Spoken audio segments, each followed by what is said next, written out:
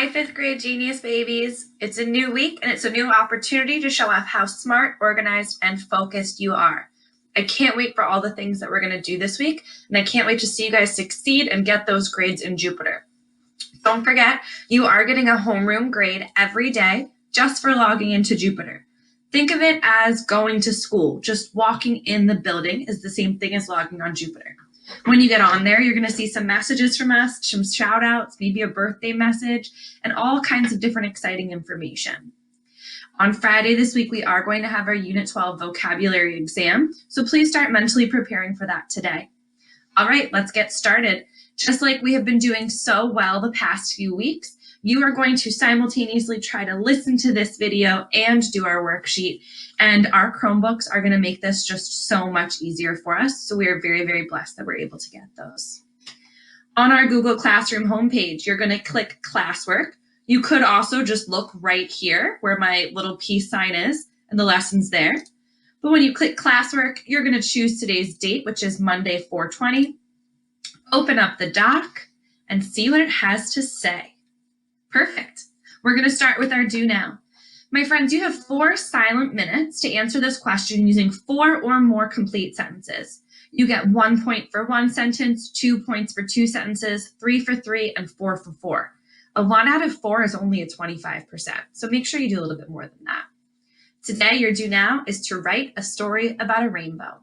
It can be a real story or a made-up story, totally up to you. Go ahead and pause this video and click play when you're ready for next. All right, if you are pressing play again, that means you are ready for the next part of our activity, which is going to be our vocabulary work today. The first thing I'm going to do is review the correct answers from the work that you did on Friday. And then I am going to help you guys with today's assignment. So please meet me on page 123. I'm going to give you the answers to synonyms and antonyms. Synonyms number 1. Appliance. Number 2, migrants. Number 3, respectable. Number 4, oh, yes, Mason, what's number 4? Thanks, sorry, I should have called on you. Dazed, very good. Number 5, yes, Anila. Good, Gabe, that's a hard one to say, nice job.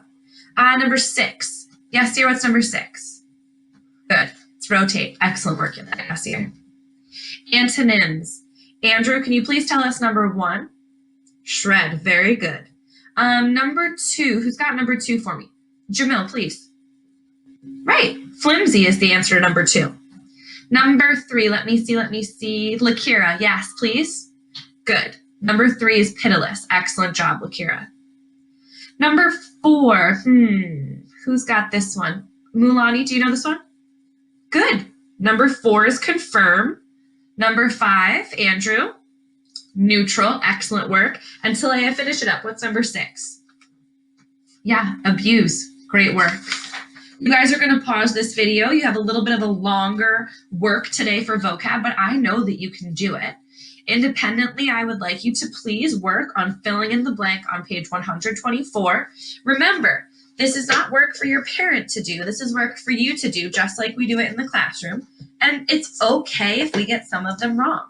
I'll go over the correct answers tomorrow, and we will be able to learn from our mistakes. All right, press pause, and when you're ready for our next activity, go ahead and press play. We're back. Great job with that vocab. I bet you did really well. Believe in yourself. You know what time it is? We are going to start today on page 232. And we're going to do some reading. All right, got your book in front of you. Make sure you're annotating as we go along as well. Today we're going to read until page 246. There is so much mysterious stuff going on right now in the book, guys. We're hearing about these bird cages. The boys are playing in the woods. Tessa's mom has some weird connection to Jeannie and Ernie's family. And we still don't know if the boys are going to be able to replace Michael Jackson, the bird, who died because Jeannie fed him an apple seed. I have a lot of questions and a lot of curiosities, and I'm also noticing that we haven't heard from Jeannie's parents lately, and I wonder how their time together is going and if they're getting along better. Page 232, meet me up at the top where it says, well. Well, she's right about that one, Grandma said, letting Jeannie off the hook. It was like he was trapped in his own memories. Sometimes he would get scared that someone was trying to attack him or trying to hurt him. He was so paranoid that he would lock himself in his bedroom for hours, sometimes for days at a time, while Grandpop's mother, your great-grandma, Millie, would have to take care of the house and everything else. The old man just lost his grip. Then, one day, your grandfather and I had just gotten married, and he was building this here house for us. Your great-grandfather got in his car, and he drove off. He never came back. Guys, that's a whole new mystery. Great-grandpa just got in his car and drove away and never came back? Wow. Tess's mom said it was the war that made him act like that, Ernie said. Tess's mom don't know everything. So why he just left? Where did he go? Jeannie asked, gingerly touching the corner of his eye. Remember his eye hurts because he got poked in the face with a stick. He said he was going to grab more wood and wire for his bird cages. But they found his car a few hours up the road. He had jumped in the James River, Grandma said, flat. As they approached the porch, she stopped. Your grandpop's mother was never the same, and neither was that house. And once she died, that tree grew right through the floor. Don't know how or why. All I know is that our old house might as well have been one big bird cage, the biggest of them all, and your great-grandfather was like a bird with a broken wing that just couldn't heal.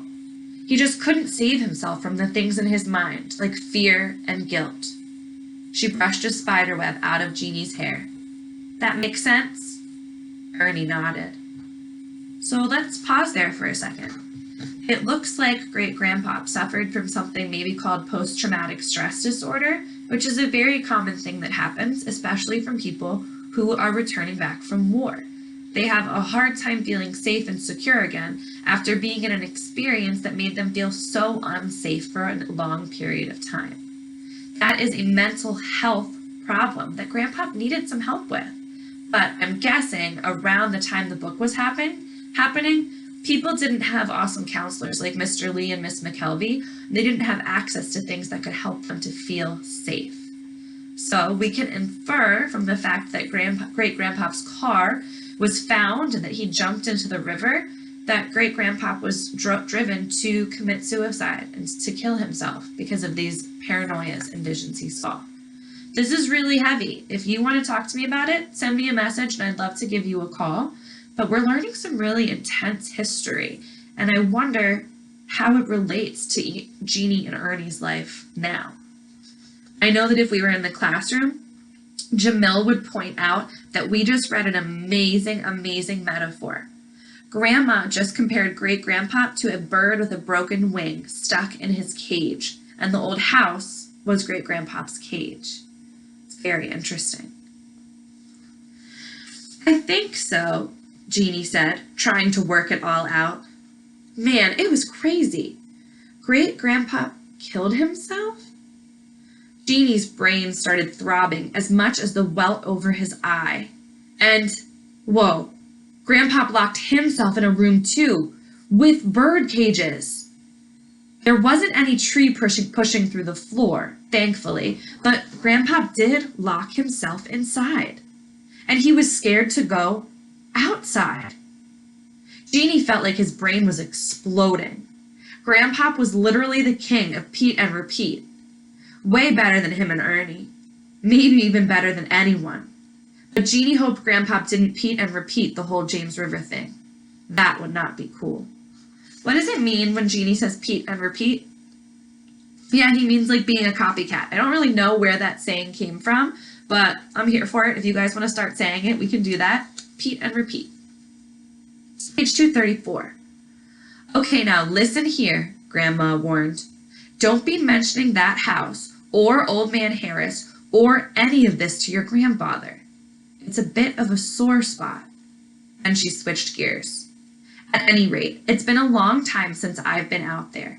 Anything going on I need to know about? Other than all the birds? Jeannie asked. Grandma made a throw-up face. I know all about the birds. Anything else? Not really, Ernie said. Just some beer cans.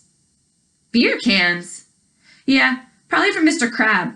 Jeannie threw out there, thinking nothing of it, especially after Grandma was so cool about the topsy-turvy comment. But then, Grandma pressed her lips together into one thin line.